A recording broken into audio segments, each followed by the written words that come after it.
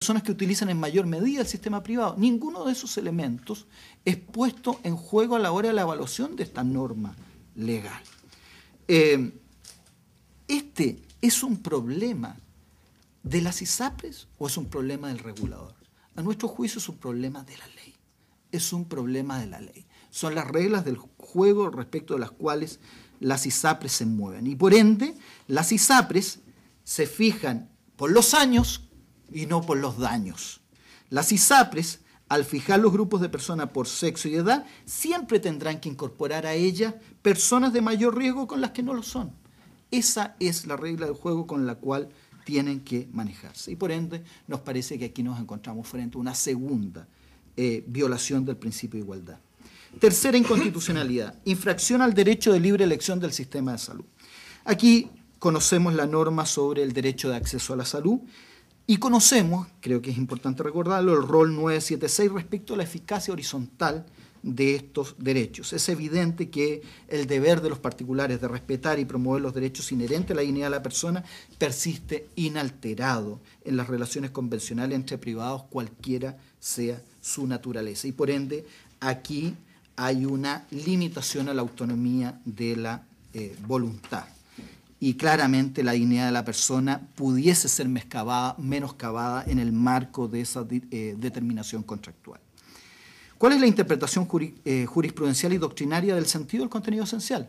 Esto ya es un antiguo fallo del Tribunal Constitucional, rol 43, que no voy a relatar, pero deja claro que es aquello elemento en donde se le priva a aquel derecho de lo que le es consustancial, de manera tal que deja de ser reconocible ese derecho y que se impide el libre ejercicio en aquellos en que el legislador lo somete a exigencias que lo hacen irrealizable, lo entraban más allá de lo razonable y lo privan de tutela jurídica. ¿Qué pasa con el contenido esencial en el derecho de libre elección? Este es un derecho que le pertenece al beneficiario, no le pertenece a la ISAPRE. Se trata de unas facultades esenciales, puesto que si es privada de la misma, ya no se puede reconocer derecho alguno de elección del sistema de salud. Esta afectación del contenido esencial se da precisamente por la amplitud extrema e incondicionada del artículo 38 ter en examen, habilitando que las ISAPRES, a través de factores discriminatorios y de forma unilateral, eleven los costos de los planes actuales de determinados beneficiarios sin constatar en los hechos que existe un aumento real del riesgo por enfermedad, como ya hemos explicado.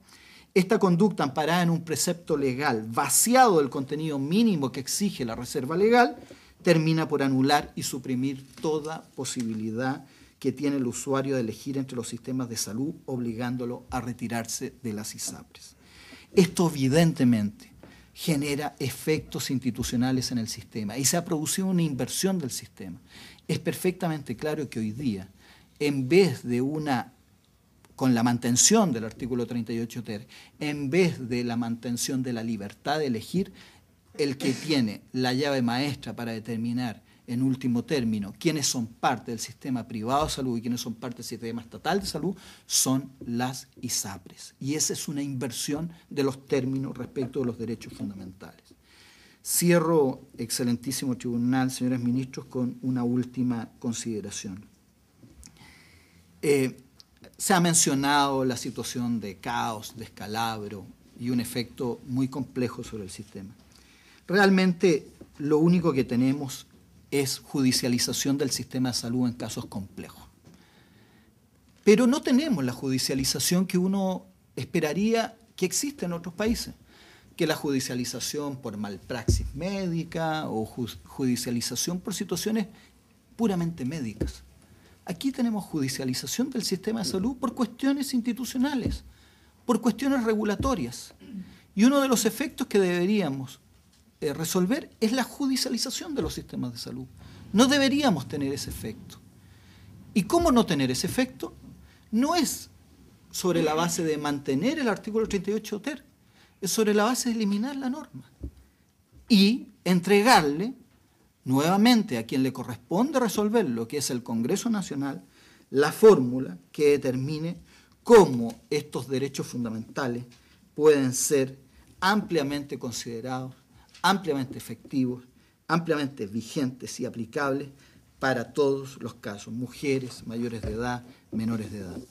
Este alegato lo que busca es simplemente un nuevo estándar constitucional.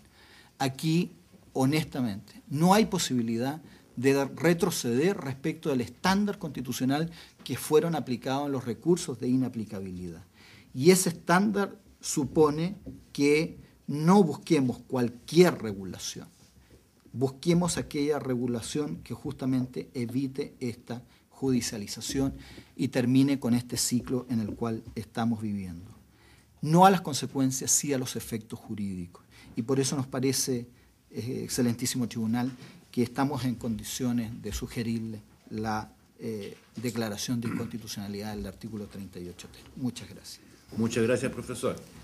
El Tribunal Constitucional agradece a las personas que han venido a prestar su colaboración a la función de esta magistratura en estas audiencias públicas y a quienes han asistido a ellas y han puesto interés. Especialmente quiere destacar la presencia de la diputada Rubilar, que nos ha acompañado estos 2 días aquí. Se termina la audiencia.